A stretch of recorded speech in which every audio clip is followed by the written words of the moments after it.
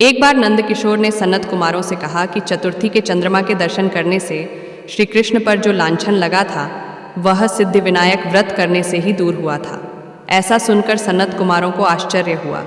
उन्होंने पूर्ण ब्रह्म श्री कृष्ण को कलंक लगने की कथा पूछी तो नंद किशोर ने बताया, एक बार जरासंध के भय से श्री कृष्ण समुद्र के मध्य नगरी बसाकर रहने लगे। इसी नगरी का नाम आजकल द्वारिकापुरी है। द्वारिकापुरी में निवास करने वाले सत्राजित यादव ने सूर्य नारायण की आराधना की। तब भगवान सूर्य ने उसे नित्य 8 भार सोना देने वाली स्यमंतक नामक मणि अपने गले से उतार कर दे दी। मणि पाकर सत्राजित यादव जब समाज में गया तो श्री कृष्ण ने उस मणि को प्राप्त करने की इच्छा व्यक्त की। सत्राजित ने वह मणि श्री कृष्ण को न देकर अपने भाई प्रसेनजित को दे दी। एक दिन प्रसेनजित घोड़े पर चढ़कर शिकार के लिए गया।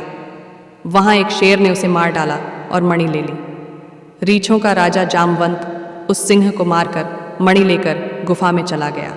जब प्रसेनजित कई दिनों तक शिकार से न लौटा तो सत्राजित को बड़ा दुख हुआ। उसने सोचा श्री कृष्ण ने ही मणि प्राप्त करने के लिए उसका वध कर दिया होगा।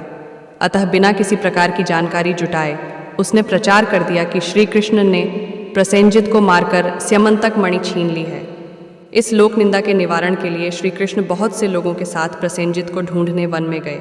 वहां पर प्रसेनजित को शेर द्वारा मार डालना और शेर को रीछ द्वारा मारने के चिन्ह उन्हें मिल गए। रीछ के पैरों की खोज करते करते वे जामवंत की गुफा पर पहुंचे और गुफा के भीतर चले गए। वहां उन्होंने देखा कि जामवंत की पुत्री उस मणि से खेल रही है।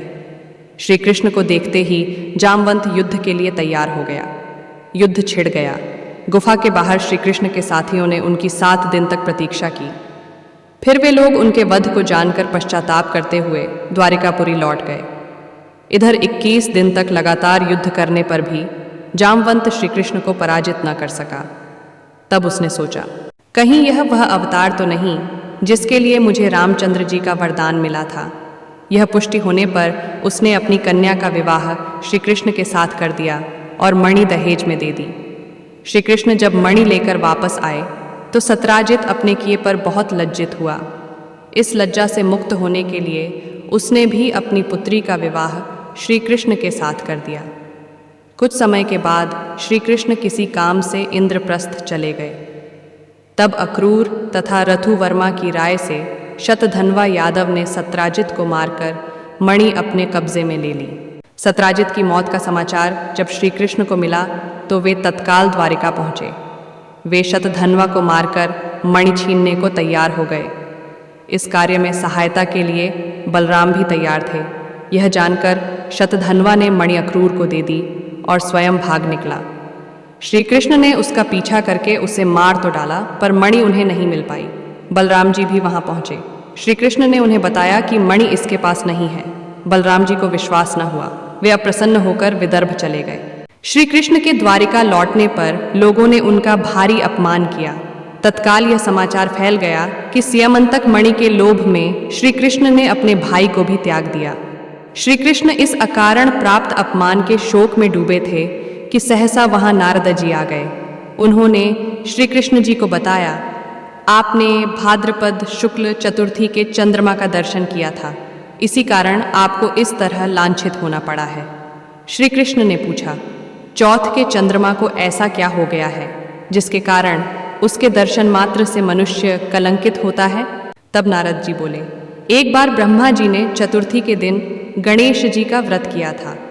गणेश जी ने प्रकट होकर वर मांगने को कहा तो उन्होंने मांगा कि मुझे सृष्टि की रचना करने का मोह न हो। गणेश जी ज्यों ही तथास्तु कहकर चलने लगे।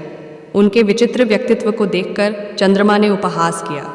इस पर गणेश जी ने रुष्ट होकर चंद्रमा को शाप दिया कि आज से कोई तुम्हारा मुख नहीं देखना चाहेगा। शाप देकर गणेश जी अपने लोक चले गए और चंद्रमा मानसरोवर की कुमुदिनियों में जा छिपा। चंद्रमा के बिना प्राणियों को बड़ा कष्ट हुआ।